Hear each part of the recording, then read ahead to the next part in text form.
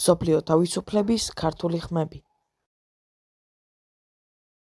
29 საჯარო სკოლის მეორე კლასის მოსწავლე დანიელ არუთინოვი.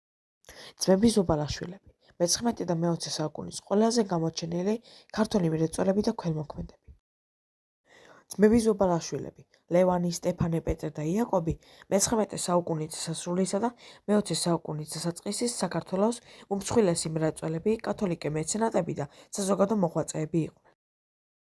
მათი კაპიტალი ნავთობის ბიზნეს ბაქოში, ამიერკავკასიაში პირველ ჩაქრისა და სპირტის ქარხნებს უკავშირდებოდა, თუმცა ისტორიაში ისინი შევიდნენ როგორც ქვეყნის უმთავრესი ფილანთროპები. სტეფანე ზუბალაშვილის ფილოსოფია ქველმოქმედებაზე. როცა სხვა გთხოვს და მერე დაეხმარები, ამას მადლი აღარ აქვს. გაჭუებული მანამ უნდა დააპურო, სანამ ის ხელს გამოგიწვდის.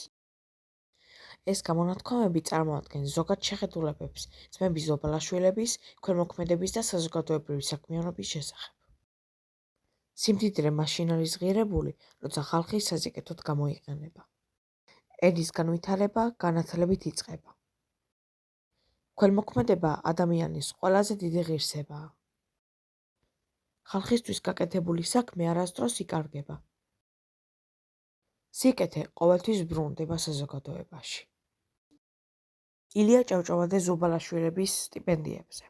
ეს არ არის უბრალო მოწყალება, ეს არის მომავალი ქართული ინტელიგენციის საძირკველი, რომელსაც ძმები ზუბალაშვილები საკუთარი მხრებით აშენებენ. ნიკო ნიკოლაძის შეჯამება მათ 8 წელზე. საქართველოში ბევრია მდიდარი, მაგრამ ზუბალაშვილთა მსგავსი ქველმოქმედი არავინ. ძმებმა ზუბალაშვილებმა საქართველოს განვითარებას და გადარჩენაში უდიდესი როლი ითამაშეს. მათ საკუთარი კაპიტალი ქვეყნის განათლებას, ჯანდაცვას, არქიტექტურას და ეკლესიას მოახმარეს.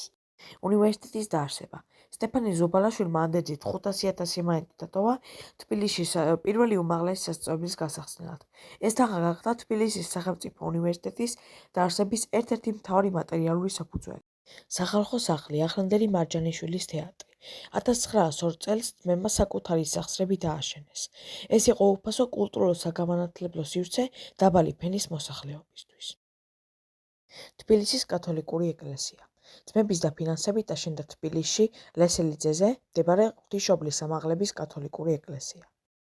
სასტუმრო ლონდონი მე-19 საუკუნის თბილისის ერთ-ერთი ყველაზე მდიდრული და ცნობილი ევროპული ტიპის სასტუმრო იყო, რომლის მშენებლობა და ისტორია მჭიდროდ უკავშირდება ძმებ ზუბალაშვილებს. ქართული ხელოვნების გადარჩენა. პარიზში მცხოვრებმა იაკობ ზუბალაშვილმა უდიდესი ფინანსური დახმარება გაუწია ექვთიმე თაყაიშვილს, როდესაც ის 1921 წელს ევროპაში გატანილ საქართველოს ეროვნულ საგანძურს იცავდა და უვლიდა. დასკვნის სახით შეიძლება ითქვას, რომ ძმებმა ზუბალაშვილებმა უდიდესი წვლილი შეიტანეს საქართველოს განვითარებაში. მათი ქველმოქმედება, განათლების და კულტურის მხარდაჭერა დღესაც ქართული ისტორიის მნიშვნელოვანი ნაწილია. მადლობა ყურადღებისთვის.